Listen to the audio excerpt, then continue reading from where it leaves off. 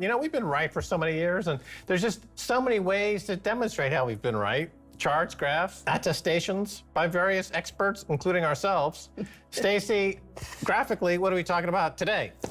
Well, we have some charts here to show you what has happened after 50 years of fiat. If you see my eyes are a bit runny, I have had some giggling fits as I look at these charts. I don't know why, but it's giving me the giggles of 50 years of fiat. Remember, in 1971, August 15, Richard Nixon slammed shut the gold window. It's known as the Nixon shock. And I'm going to look at this first chart here. 50 years later, it was the shortest recession ever. So that little recession we had from February 2020 to April 2020 was just 2 months. It's the shortest recession in history. And I thought, you know what?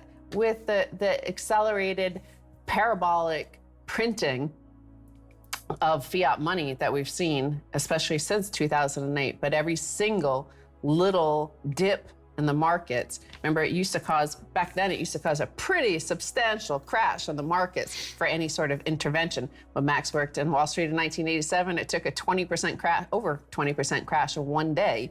Well, now it takes like like less than 2% crash, and they start intervening. So I think in the future, you know, everyone will suffer 15 minutes of recession. So what happens when the length of the recession goes to zero? What's another word for that? Pop quiz. Recession is zero time in length. What do you call that? What is that word? It's called communism, right? Only in communism or state-run countries, they have no recession, but they also have no way for anybody to have a life other than being a slave. So, okay, that's where America's headed. Certainly, it would seem that it would eventually start to invite a sort of zombie economy, right? Right, it's a zombie economy. So in other words, volatility is the stuff of life. You need volatility to create life. Because if it's just one, like the EKG machine, you notice if it's going like this, that means you're dead. You know, what fish flow with the current? Dead fish, right? EKG of a healthy person, ding dong, ding dong, ding dong. That's volatility. That's the volatility of life. Look at the salmon spawning in the river. You see, it's volatile because it's alive. It's alive. If you're trying to reduce volatility in your economy, you're trying to create either one, a prison, two, a slave ship, or three, America in the 21st century.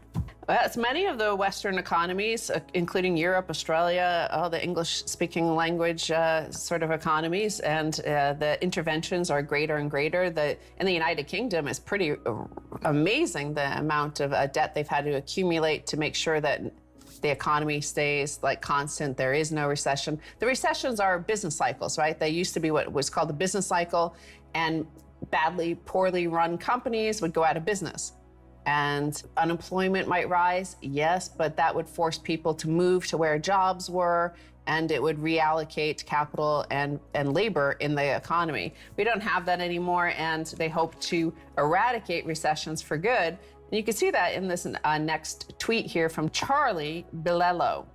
1, stocks, all-time highs. 2, home prices, all-time highs. 3, incomes, all-time highs. 4, job openings, all-time highs. 5, U.S. core inflation, highest since 1991. 6, Fed, we need 0% rates through at least 2023, and trillions more in bond buying to boost asset prices and increase inflation. So let's be clear about that. So these markets and asset prices are at all-time highs in fiat money terms.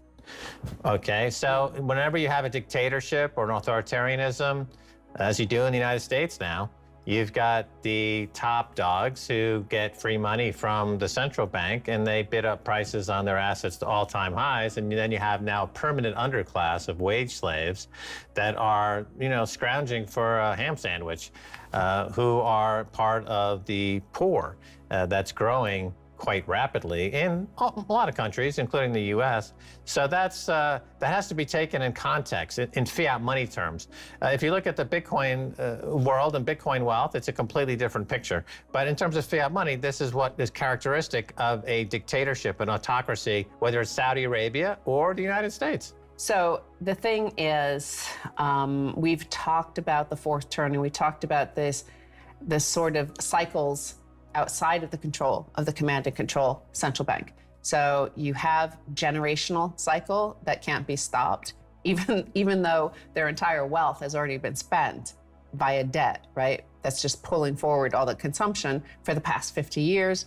It's coming due. The generation is arriving. Generation Z is here, and they're here to say, we're not going to stick with this program, right? On the other hand, you have the Thucydides trap. That's also 50 years in the making. I think it was 1972, wasn't it, that Nixon went to China, started to bring them into the global economy. Then, of course, in 2001, they became part of the WTO, unfavored nation status. So these are cycles that are all coming to a head, and you can only control one part of the cycle, perhaps. Right. The cycle, that is the recession, has been effectively managed or canceled through central bank machinations and manipulation of the money supply and the co-option of the bankers by authoritarians.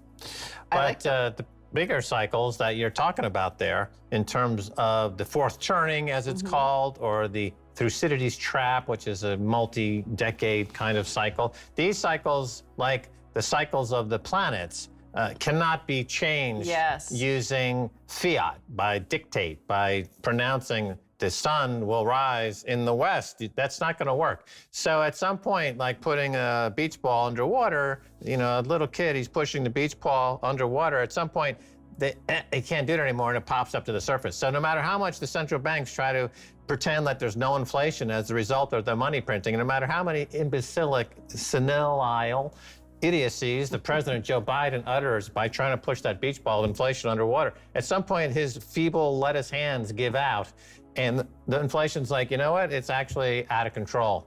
I like the way that you said that recessions have been canceled, because it does make sense that all of these, the domestic, at least on the domestic front of this 50 years of fiat, and of course the US fiat is the most important because it's the world's reserve currency, but the cancel culture that has emerged in the last few years of its life seems to be not accidental. It seems to be a natural progression out of a desire to control all, to agree that the dollar is still king.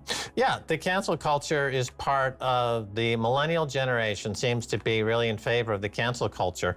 And the Generation Z that are just getting out of college now are actually cancel culture. So with the Generation Z, they're actually going to start to see a return to hyper volatility.